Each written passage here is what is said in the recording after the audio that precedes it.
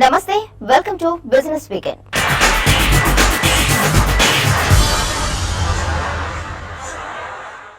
యోగా గురు బాబా Ramdev FMCG కంపెనీలకు దడ పుట్టిస్తున్నారు. కేవలం 10 నెలల వ్యవధిలోనే బాబా రామ్దేవ్ కు చెందిన పతంజలి గ్రూప్ అమ్మకాలు రెట్టింపయ్యాయి. హరిద్వార్ కు చెందిన పతంజలి గ్రూప్ అమ్మకాలు ఈ ఆర్థిక సంవత్సరం తొలి 10 నెలల కాలంలో 106% వృద్ధితో 3,267 కోట్ల రూపాయలకు చేరాయి. ఇదే సమయంలో డాబర్ విక్రయాలు 4,233 కోట్లు, మారికో అమ్మకాలు 3,903 కోట్లు, గోద్రేజ్ కన్స్యూమర్ అమ్మకాలు 3,585 కోట్ల రూపాయలుగా నమోదయ్యాయి. దీంతో ఎఫ్ఎంసీజీ కంపెనీలో భయం మొదలైంది. పతంజలి హవా ఇలాగే కొనసాగితే డాబర్, మారికో, గోద్రేజ్ కన్స్యూమర్ కంపెనీలకు ఇబ్బందినని మార్కెట్ వర్గాలు అంచనా వేస్తున్నాయి. 2014లో కేవలం 200 అవుట్లెట్లను కలిగి ఉన్న పతంజలి ఆయుర్వేద లిమిటెడ్ ప్రస్తుతం 5,000కు పైగా ఫ్రాంచైజీ స్టోర్లను నిర్వహిస్తోంది. 2016-17 సంవత్సరానికి గాను సిఐఐ దక్షిణ ప్రాంత చైర్మన్ గా ఎలికో లిమిటెడ్ సిఎండి రమేష్ దాట్లా ఎన్నికయ్యారు.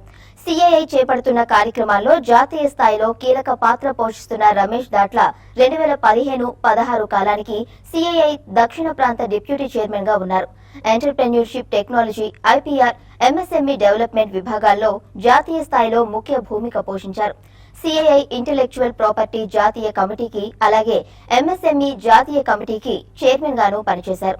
2004-2005 సంవత్సరంలో ఆంధ్రప్రదేశ్ కౌన్సిల్ చైర్మన్ గా వ్యవహరించారు. అంటే నౌ దేర్ లార్జర్ రెస్పాన్సిబిలిటీస్ అండి. ఎందుకంటే నౌ సదర్న్ రీజన్ అంటే we represent 6 states.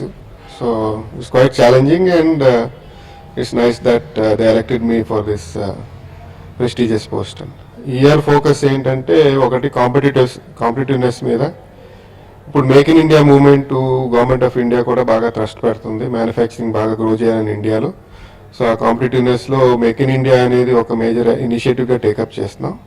Within make in ఇండియాలో ఏంటంటే ఇండస్ట్రీ తరపు నుంచి మనకి ఇంపార్టెంట్ ఆస్పెక్ట్స్ ఏంటంటే is of doing business. Is of doing బిజినెస్లో ఒకటేమో ఇండస్ట్రీ తరపు నుంచి ఉంటుంది, ఇంకోటి ఏమో గవర్నమెంట్ తరపు నుంచి ఉంటుంది.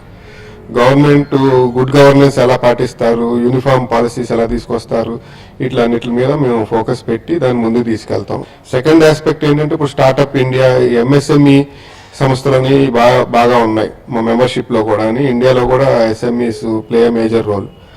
దాని మీద స్టార్టప్స్ మీద, ఈ చిన్న మధ్యతరగతి పరిశ్రమ మీద కూడా బాగా ఫోకస్ పెట్టి వాళ్ళకున్న ప్రాబ్లమ్స్ ఏంటి, వాళ్ళకున్న ఇష్యూస్ ఏంటి, వాళ్ళకి కావాల్సిన పాలసీ ఇనిషియేటివ్స్ ఏంటి, వీటి మీద డిస్కస్ చేసి గవర్నమెంట్తో కూడా మేము దగ్గరుండి వర్క్ చేసి ముందుకు తీసుకెళ్తాం. థర్డ్ ఆస్పెక్ట్ ఏంటంటే అండి, ఈ కార్పొరేట్ సోషల్ రెస్పాన్సిబిలిటీ కూడా చాలా ఇంపార్టెంట్. సో దాని మీద కూడా ఇండస్ట్రీని ఈ విధంగా ఎలా కాంట్రిబ్యూట్ చేయాలి, కార్పొరేట్ సోషల్ రెస్పాన్సిబిలిటీకి వేరే యాక్టివిటీస్ ఏమున్నాయి, దాంట్లో ఎలా ఇన్వాల్వ్ అవ్వాలని దాని మీద కూడా బాగా ఫోకస్ చేస్తాం. ఫోర్త్ ఇంపార్టెంట్ ఏరియా ఏంటంటే స్కిల్లింగ్ అండి. ఇప్పుడు మేజర్ ఇండస్ట్రీ గ్రో అవ్వాలంటే ఇర్రెస్పెక్టివ్ మ్యానుఫ్యాక్చరింగ్ అవనివ్వండి, సర్వీసెస్ అవనివ్వండి, మేజర్ ఛాలెంజ్ ఏంటంటే స్కిల్స్ సరిపోవట్లేదు. మన ఎడ్యుకేషన్ సిస్టమ్ నుంచి వచ్చిన గ్రాడ్యుయేట్స్కి ఉన్న స్కిల్స్కి ఇండస్ట్రీకి మ్యాచ్ అవ్వట్లేదు. సో స్కిల్స్ మీద 2 ఏరియాస్ ఉన్నాయండి. ఒకటేమో కాలేజ్, యూనివర్సిటీ లెవెల్లోని. సెకండ్ ఏంటంటే ఫ్యాకల్టీ ట్రైనింగ్ ప్రోగ్రామ్స్ కూడా మనం కండక్ట్ చేసి ఆ స్కిల్ ఎలాగ పెంచాలనే దాని మీద మేము కూడా బాగా ఫోకస్ చేస్తున్నాం. సదర్న్ రీజియన్లో డైరెక్ట్ మెంబర్షిప్ అబౌట్ 2,500 అండి. దాంట్లో మళ్ళీ ఇండైరెక్ట్ మెంబర్షిప్ అంటే అదర్ అసోసియేషన్స్ ఆర్ మెంబర్స్. దీని ద్వారా ఒక 70,000 మెంబర్షిప్ ఉంటుందండి సదర్న్ రీజియన్ 6 స్టేట్స్ లో కలిపి. ఏపీ, తెలంగాణ కలిపి 500 ఉన్నారండి. ఎయిర్ ఇండియాలో 49% వాటాను విక్రయించే యోచనలో కేంద్రం ఉన్నట్టు వార్తలు వస్తున్నాయి. వాటా విక్రయం కోసం 5 సభ్యుల సంఘాన్ని ఏర్పాటు చేయాలని కేంద్రం ఆలోచిస్తుందని సమాచారం.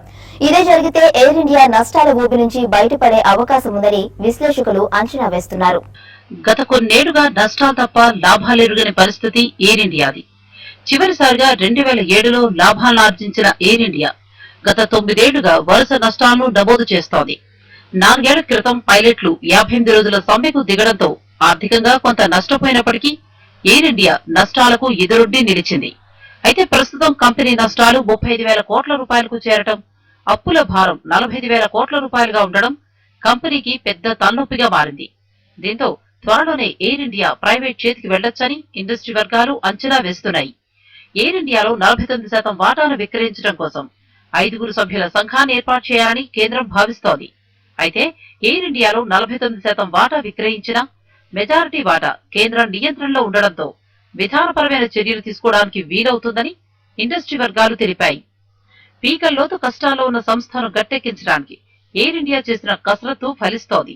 దీంతో క్రూడ్ ఆయిల్ ధరలు తగ్గడంతో గత 2 ఏళ్లతో పోలిస్తే ఎయిర్ ఇండియా ఇంధన వ్యయం 40% నుంచి ఈ ఆర్థిక సంవత్సరంలో 30% తగ్గింది. అంతర్జాతీయ మార్గాల్లో డ్రీమ్ లైనర్ల కార్యకలాపాలతో కంపెనీ నష్టాలు 70% దాకా తగ్గాయి. దీంతో పాటు ఏప్రిల్, సెప్టెంబర్ మధ్య కాలంలో కార్గో ఆదాయం 5% పెరిగింది. సీట్ల భర్తీ నిష్పత్తి గతేడాది జనవరి నుంచి ఇప్పటిదాకా 80% దాకా ఉంది. ఆన్ టైం పనితీరు కూడా ఈ జనవరిలో 65%కి పెరిగింది. ఎయిర్ ఇండియాను ఆదుకోవడానికి ఏటా 2,500 కోట్ల రూపాయలను కేంద్రమిస్తోంది. అయితే ఇప్పుడిప్పుడే గాడిన పడుతున్నట్టు కనిపిస్తున్న ఎయిర్ ఇండియాలో వాటాలు విక్రయించాలని వార్తలు రావడం ఇండస్ట్రీ వర్గాలను ఆశ్చర్యంలో ముంచెత్తుతోంది. మరోవైపు ఈ వార్తలను కేంద్రం ఖండించింది. ఎయిర్ ఇండియాను ప్రైవేటీకరించే ఆలోచన కేంద్ర ప్రభుత్వానికి లేదని కేంద్ర పౌర విమానయాన శాఖ మంత్రి పి అశోక్ గజపతిరాజు తెలిపారు. ఈ ఆర్థిక సంవత్సరం పబ్లిక్ ఇష్యూలతో కలకల్లాడింది.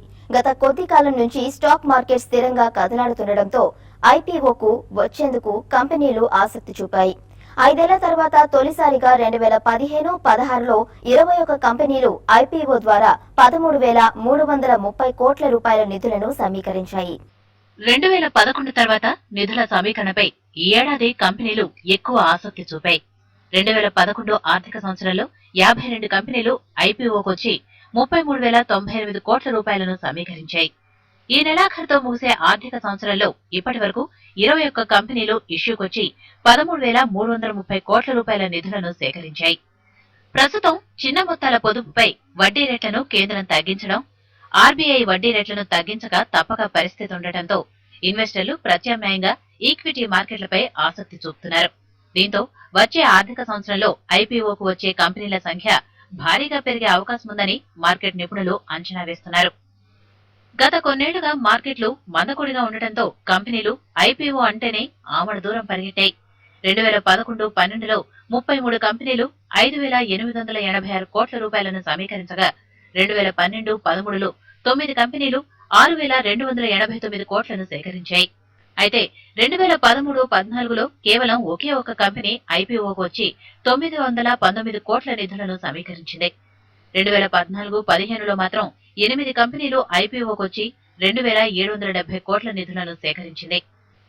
కంపెనీలు తమ వ్యాపార విస్తరణ, రుణ చెల్లింపులు, మూలధన అవసరాల కోసం నిధులు సమీకరించడానికి ముందుకొస్తున్నాయి. పబ్లిక్ ఇష్యూలకు సంబంధించి సెబీ సంస్కరణలు ప్రకటించడం కూడా ఇన్వెస్టర్లను ఆకర్షిస్తోంది. నమోదు గడువును సగానికి తగ్గించి 6 రోజులకు పరిమితం చేయడం, ఇన్వెస్టర్ల దరఖాస్తు ప్రక్రియ మొత్తం నగదు రహితం చేయడంతో పబ్లిక్ ఇష్యూపై ఆసక్తి పెరుగుతోంది. ప్రస్తుతం 24 కంపెనీలు ఐపీఓకు వచ్చేందుకు ఉత్సాహంగా ఉన్నాయి. ప్రైమరీ మార్కెట్లో 12,000 కోట్లను సమీకరించేందుకు ఇప్పటికే సెబీ అనుమతి కూడా సంపాదించాయి. L N T, Mahanagar gas, Ujjivan financial services, AGS transact technologies, ఈక్విటాస్లు త్వరలోనే ఐపీఓకు రానున్నాయి. మరోవైపు లిస్టింగ్ వచ్చిన కంపెనీలు కూడా చక్కని పనితీరును కనబరుస్తున్నాయి. ఈ ఆర్థిక సంవత్సరం లిస్ట్ అయిన కంపెనీలో వీఆర్ఎల్ లాజిస్టిక్స్ ఇష్యూ ప్రైస్ కన్నా ప్రస్తుతం 82% పైగా లాభంతో ట్రేడ్ అవుతోంది. అలాగే ఇష్యూ ప్రైస్ తో పోలిస్తే doctor Lal path labs 68.3%, Syngene 53.3%, Manpasand beverages 44.2%, PNC infratech 39.7% లాభంతో కొనసాగుతున్నాయి. అయితే MEP infra 38.3%, UFO movies 35.8%, coffee day 31%, quick heal 30.2%, precision 22.2% నష్టంతో ట్రేడ్ అవుతున్నాయి. ప్రస్తుతం కంపెనీలు బైబ్యాక్ పై ఆసక్తి చూపుతున్నాయి. గత 2 నెలల్లో మార్కెట్లు భారీగా క్షీణించడంతో పలు కంపెనీలు సొంత షేర్ల కొనుగోలుపై దృష్టి పెట్టాయి. బడ్జెట్ తర్వాత మార్కెట్లు భారీగా కోలుకున్నప్పటికీ బేర్ పరిస్థితులు ఇంకా తొలగిపోలేదని, త్వరలోనే మరిన్ని కంపెనీలు బైబ్యాక్ ఆఫర్ను ప్రకటించవచ్చని మార్కెట్ నిపుణులు అంచనా వేస్తున్నారు. 2016 మళ్లీ షేర్ల బైబ్యాక్లకు ప్రాణం పోస్తోంది. బడ్జెట్ కు ముందు మార్కెట్లు డౌన్ ట్రెండ్ లో ఉండడంతో బైబ్యాక్లపై కంపెనీలు ఆసక్తి కనబరిచాయి. ప్రధానంగా కంపెనీలు బేర్ మార్కెట్ సమయంలో బైబ్యాక్ కు ఆసక్తి చూపుతాయి. సెకండరీ మార్కెట్లో కరెక్షన్ వచ్చిన సమయంలో షేర్ల ధరలు అసలు విలువ కంటే దిగువకు పతనమయ్యాయని కంపెనీలు భావించినప్పుడు బైబ్యాక్ ద్వారా షేర్లను కొనుగోలు చేస్తాయి. దీంతో వాటాదారులకు కంపెనీలు ఊరట కలిగిస్తాయి. ఇటీవలే ఈ విషయాన్ని జస్ట్ డయల్ రుజువు చేసింది. గత నెలలో మార్కెట్లు బేరిష్ గా ఉండడంతో జస్ట్ డైల్ 70% మేర క్షీణించింది. దీంతో లోయర్ లెవెల్స్ లో షేర్లను బైబ్యాక్ చేయాలని ఆఫర్ ప్రైస్ ను ₹1550గా కంపెనీ నిర్ణయించింది. దీంతో జస్ట్ డైల్ షేర్ విలువ కొద్ది రోజుల్లోనే రెట్టింపైంది. బైబ్యాక్ ముందు ₹380 ఉన్న జస్ట్ డైల్ షేరు విలువ కంపెనీలు వాటాలను తిరిగి కొనుగోలు చేయడంతో ₹740కి ఎగిసింది. ఫార్మా దిగ్గజం డాక్టర్ రెడ్డీస్ కూడా ఇదే ఆలోచనను విజయవంతంగా అమలు చేయాలని నిర్ణయించింది. బైబ్యాక్ ఆఫర్ ప్రకటన తర్వాత డాక్టర్ రెడ్డీస్ షేరు విలువ 10% పైగా లాభపడింది. Tips industries, Gujarat Apollo industries buyback ఆఫర్లు ఈ ఏడాది మే వరకు, ఆన్ మొబైల్ గ్లోబల్ ఈ ఏడాది ఆగస్టు వరకు షేర్లను కొనుగోలు చేయనున్నాయి. బడ్జెట్ తర్వాత మార్కెట్లు భారీగా కోలుకున్నప్పటికీ బేర్ పరిస్థితులు తొలగిపోలేదని మార్కెట్ నిపుణులు అభిప్రాయపడుతున్నారు. దీంతో రాబోయే రోజుల్లో మరిన్ని బైబ్యాక్లకు తెరలేవనుందని నిపుణులు అంచనా వేస్తున్నారు. బిజినెస్ వీకెండ్ లో ఇప్పుడు బ్రేక్ తీసుకుందాం.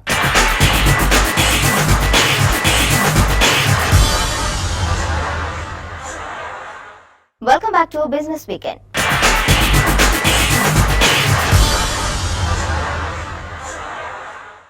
ఈ వారం స్టాక్ మార్కెట్లు లాభాలతో ముగిశాయి. వారం మొత్తం మీద సెన్సెక్స్, నిఫ్టీ 1% పైగా లాభపడ్డాయి. ఇక ఈ వారం స్టాక్ మార్కెట్లపై విశ్లేషణ, అలాగే వచ్చే వారానికి FNO రికమెండేషన్స్, స్పెసిఫిక్ స్టాక్స్ కోసం మార్కెట్ అనలిస్ట్ కుటుంబరావు విశ్లేషణను ఇప్పుడు చూద్దాం. బడ్జెట్ నుంచి స్టార్ట్ అయిన ర్యాలీ గత వారం కూడా కొనసాగటం మనం అబ్జర్వ్ చేయొచ్చు అనమాట. క్లియర్లీ మార్కెట్లో మొమెంటం ఉంది అండ్ బుల్స్ అప్పర్ హ్యాండ్ కూడా క్లియర్గా కనిపిస్తూ ఉందన్నమాట. కేవలం 3 ట్రేడింగ్ డేస్ ఉన్నా కూడా అనమాట గత వారం మార్కెట్స్ దాదాపు 1.5% పెరగటం చూసాం. BSE, సెన్సెక్స్ అండ్ నిఫ్టీ కూడా అనమాట ఫర్మ్గా టెక్నికల్ లెవెల్స్ పైన అనమాట క్లోజ్ అవటం చూసాం.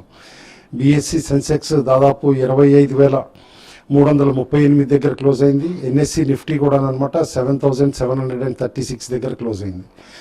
ఓవరాల్గా మేజర్ ఈవెంట్స్ లేకపోయినా గ్లోబల్ క్యూస్ పాజిటివ్గా ఉండటం, క్రూడ్ ఆయిల్ ధరలు అనమాట $40 పైన అనమాట నిలబడగలగటం, ప్లస్ ECB అనమాట అలా ఏదైతే కనుక ఈజింగ్ మెజర్స్ తీసుకుంటున్నారో యూరోపియన్ ఎకానమీస్ అనమాట బూస్ట్ ఇవ్వటం కోసం అని చెప్పేసి క్లియర్లీ అవన్నీ కూడా మార్కెట్ని ప్రభావితం చేయటం చూసాం. అండ్ ఓవరాల్గా గ్లోబల్లీ అనమాట ఏదైతే ఈ ర్యాలీ వచ్చిందో గత 1.5 మంత్ నుంచి అనమాట అది సస్టైన్ అయ్యే దిశగానే కనిపిస్తోంది. అయితే క్లియర్లీ మన దగ్గరకు వచ్చేపాటికి రిజల్ట్ సీజన్ తిరిగి స్టార్ట్ అవుతుందన్నమాట. లాస్ట్ క్వార్టర్ అంటే ఫుల్ ఇయర్ రిజల్ట్స్ కూడా ఇక ముందుకు వస్తాయి April 1 నుంచి. కాబట్టి ఇన్వెస్టర్స్ కూడా ఆచితూచి స్టాక్ స్పెసిఫిక్ మూవ్సే తీసుకోమని చెప్పేసి చెప్తాను. అండ్ నెక్స్ట్ మంత్ మళ్ళీ తిరిగి బడ్జెట్ సెషన్ సెకండ్ హాఫ్ ఏదైతే కనుక స్టార్ట్ అవుతుందో అందులో ఫ్రెష్గా ప్రభుత్వం ఏమన్నా బిల్స్ పాస్ చేసుకోగలగటం కానీ మూవ్స్ ఏమన్నా తీసుకుంటే కనుక మార్కెట్స్లో ఇప్పుడున్న ర్యాలీని అనమాట సస్టైన్ అయ్యే పాసిబిలిటీ కనిపిస్తుంది. మిడ్ క్యాప్, స్మాల్ క్యాప్లో కూడా గత వారం కాస్త యాక్టివిటీ కనిపించింది. కాబట్టి రిస్క్ అపిటైట్ తిరిగి పెరిగిందని చెప్పేసి ఇన్వెస్టర్స్లో అనుకోవచ్చు అనమాట. స్పెక్యులేటివ్ యాక్టివిటీ కూడా తిరిగి స్టార్ట్ అవుతుంది. వాల్యూమ్స్ని అబ్జర్వ్ చేసి అది క్లియర్గా ఎవిడెంట్గా కనిపిస్తుంది అనమాట. ఓవరాల్గా మార్కెట్స్లోనమాట షార్ట్స్ అయితే చేయొద్దంటాను. బై ఆన్ డిక్లైన్స్ మార్కెట్ ఇది. కాబట్టి షార్ప్ డిక్లైన్స్ వచ్చినప్పుడు క్వాలిటీ స్టాక్స్ అనమాట ఏవైతే కనుక గుడ్ విజిబిలిటీ ఆఫ్ ఎర్నింగ్స్ ఉన్నాయో వాటిని పిక్ చేసుకోమని చెప్పేసి సజెస్ట్ చేస్తాను. సెక్టర్ వైజ్ చూస్తే గత వారం క్లియర్లీ అనమాట reality space, metals, auto, capital goods అనమాట లీడ్ చేసినాయి అని చెప్పొచ్చు. దాదాపు అన్ని సెక్టార్స్ ఎంతో కొంత అనమాట మార్జినల్ ప్రాఫిట్ లోనే క్లోజ్ అయినాయి. అయితే ఓవరాల్ గా అనమాట వడ్డీ రేట్లు తగ్గుతాయి అని చెప్పేసి అనమాట ఆశలు బాగా ఎక్కువ ఉన్నాయి. RBI నెక్స్ట్ మీటింగ్ లో అనమాట ఖచ్చితంగా 50 బేసిస్ పాయింట్స్ అన్నాను అనమాట వడ్డీ రేట్లు తగ్గిస్తుందని చెప్పేసి అని అనుకుంటున్నారు. ఎందుకంటే రీసెంట్ బడ్జెట్ నుంచి ఎక్స్పెక్టేషన్స్ కూడా బాగా పెరిగినాయి. అండ్ ఖచ్చితంగా నేను అనుకోవటం వడ్డీ రేట్లు కాస్త తగ్గే పాసిబిలిటీ ఖచ్చితంగా కనిపిస్తోంది. కాబట్టి సైక్లికల్ స్టాక్స్లో తిరిగి బయింగ్ ఇంట్రెస్ట్ కనిపిస్తోంది. ఖచ్చితంగా సైక్లికల్ స్టాక్స్ అన్నీ కూడా అనమాట రీసెంట్ ఫాల్ ఏదైతే వచ్చిందో వాటి నుంచి అనమాట రికవరీ స్టార్ట్ చేసి బాగానే పెర్ఫామ్ చేస్తున్నాయని చెప్పేసి అనుకోవచ్చు. దీనికి నిదర్శనం మెటల్ స్టాక్స్. కేంద్ర ప్రభుత్వం ఇచ్చిన ప్రొటెక్షన్ మెజర్స్ తోటి కూడా మెటల్ స్టాక్స్ అనమాట చాలా స్ట్రాంగ్గా పెర్ఫామ్ చేయడం మనం అబ్జర్వ్ చేయొచ్చు. బ్యాంకింగ్ స్టాక్స్లో కూడా నేను అనుకోవటం లోవర్ లెవెల్స్ దగ్గర నుంచి తిరిగి బయింగ్ ఇంట్రెస్ట్ వచ్చి పెరిగే పాసిబిలిటీ ఉంటుంది RBI క్రెడిట్ పాలసీ మీటింగ్ తర్వాత. కాబట్టి definitely at lower levels banking stocks కూడా అక్యుములేషన్ స్టార్ట్ చేయమని చెప్పేసి అని అంటాను. వడ్డీ రేట్లు తగ్గితే రియాలిటీ అండ్ క్యాపిటల్ గూడ్స్లో కూడా కాస్త మొమెంటం ఉండొచ్చు.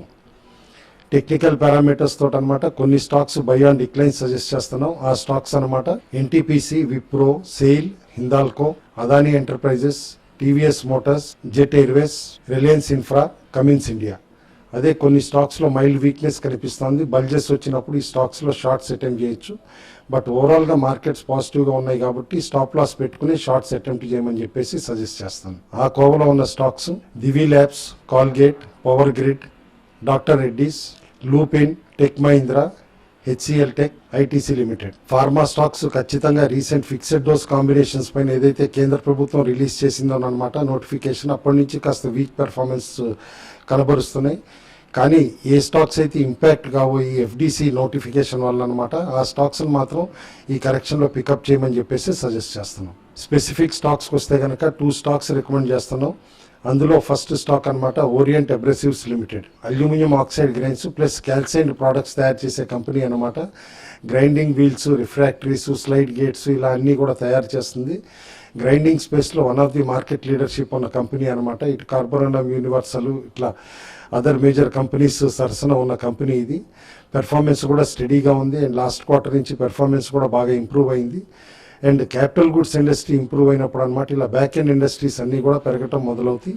బై ఆన్ డిక్లైన్స్ అంటాం. ఈ స్టాక్ కరెంట్ లెవెల్స్ దగ్గర నుంచి 100% రిటర్న్స్ నెక్స్ట్ 1 yearలో ఇచ్చే పాసిబిలిటీ ఉంది. సెకండ్ స్టాక్ పిఎస్యు నవరత్న స్టాక్ అనమాట. నైవేలి లిగ్నైట్ కార్పొరేషన్ రికమెండ్ చేస్తాను. ఈ company lignite mining plus power జనరేషన్లో ఉంది. దాదాపు పవర్ జనరేషన్ కెపాసిటీని 3240 మెగావాట్స్ ఉందన్నమాట. Plus recently solar power plus wind పవర్లో కూడా ఈ కంపెనీ ఎంటర్ అయింది. అది చాలా మైనర్ కాంపోనెంట్ అయినా కూడా ఓవరాల్గా స్టడీ పెర్ఫార్మెన్స్ ఇస్తున్న కంపెనీకి మైన్స్ రాజస్థాన్లో కూడా ఉన్నాయి. స్మాల్ స్కేల్ ఇండస్ట్రీస్కి అనమాట చాలాటికి ఈ లిగ్నైట్ కూడా సేల్ చేస్తుంది ఈ కంపెనీ అనమాట. రీసెంట్లీ నేమ్ చేంజ్ కూడా చేయటం మనం అబ్జర్వ్ చేసాం. చాలా వాల్యూ ఉన్న స్టాక్ అనమాట. డివిడెండ్ పేయింగ్ స్టాక్ కూడా కరెంట్ లెవెల్స్లో ఎవ్రీ డిక్లైన్లో బై చేయమని చెప్పేసి చెప్తున్నాను. కరెంట్ లెవెల్స్ నుంచి ఈజీగా 80% 100% రిటర్న్స్ నెక్స్ట్ 1 yearలో ఇస్తుందని స్టాక్స్ రికమెండ్ చేస్తాను. మిడ్ క్యాప్ స్పేస్లో యాక్టివిటీ తిరిగి పెరిగింది. రీసెంట్లీ కరెక్ట్ అయిన దగ్గర నుంచి అనమాట ఎయిర్లైన్ స్టాక్స్లో కూడా తిరిగి యాక్టివిటీ ఉంది కాబట్టి స్పైస్ జెట్ ఒకటి కొనమని చెప్పేసి మళ్ళీ చెప్తున్నాం ఎట్ కరెంట్ లెవెల్స్. అదేవిధంగా Pricol and Minda corporation auto component stocks కూడా కొనమంటున్నాను. ఎందుకంటే ఆటో కాంపోనెంట్ స్టాక్స్లో కూడా కాస్త యాక్టివిటీ పెరగటం మనం చూసాం. ప్రెషియస్ మెటల్స్కి వస్తే మనం చూసాం లోకల్ ఫ్యాక్టర్స్ చాలా ప్లే చేసినాయి. మధ్యలో జ్యువెలర్స్ స్ట్రైక్ అవనివ్వండి ఇట్లా ఇతరత్ర ఇష్యూస్ కూడా గవర్నమెంట్ పెట్టిన రెగ్యులేషన్స్ ద్వారా కానీ అంతా కూడా. But globally gold pattern observe చేస్తే కనుక పెద్ద పెద్ద బుల్స్ అందరు కూడా అనమాట కాస్త పొజిషన్స్ తీసుకుంటున్నారు. ఎందుకంటే గ్లోబల్ వాలటిలిటీలో gold can outperform in next 1 to 2 years అని చెప్పేసి అని అంటున్నారు. కాబట్టి ఎవ్రీ డిక్లైన్లో క్లోజర్ టు $1,200 per ounce ఉన్నప్పుడల్లా కూడా గోల్డ్ అక్యుములేట్ చేయటం బెటర్ ఆప్షన్ అన్నట్టు గ్లోబల్ ఫండ్ మేనేజర్స్ యాటిట్యూడ్ కనిపిస్తుంది. కాబట్టి అగ్రెసివ్ షార్ట్స్ అయితే బంగారంలో ఇప్పుడు కూడా అటెంప్ట్ చేయడం అడ్వైజబుల్ కాదని చెప్పేసి అని అంటారు. ఇవి ఈ వారం బిజినెస్ వీకెండ్ విశేషాలు. వచ్చే వారం మరిన్ని బిజినెస్ వార్తలతో మళ్ళీ కలుద్దాం. చూస్తూనే ఉండండి వాస్తవాలకు ప్రతిరూపం TV5.